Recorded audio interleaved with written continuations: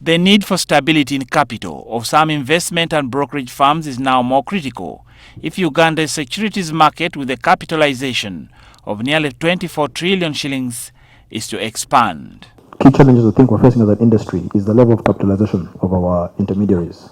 And I think that's normally, when Kevin said not for loss, not for profit, it's important that businesses make enough money to be able to sustain themselves. Because usually when in the absence of sufficient resources, they start to cut corners. The temptation is high to start to cut corners.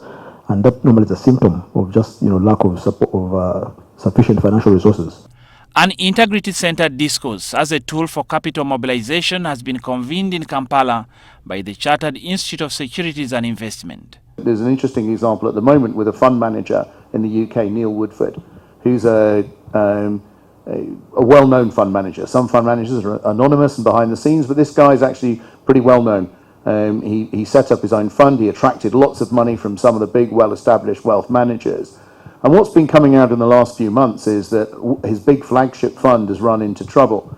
And again, it's just stories, but they've now had to block the fund. You can't make any withdrawals. In the planned market survey by the Capital Markets Authority, intermediaries in this business will be expected to hit and maintain particular thresholds of compliance. In making the contract, you need to be fair, number one. You need to be fair in making that contract. And two, you need to observe the conditions of that contract. You need to be honest about how you go about it. And there are certain things that arise in the process that will arise whatsoever. As an agent or a fiduciary, there are problems of opportunism that will come, problems of conflict of interest. How do you deal with that? Because if, for instance, you're a fund manager and you're trading on your own account and also trading on the account of somebody else. Reina Ojon, NTV Business.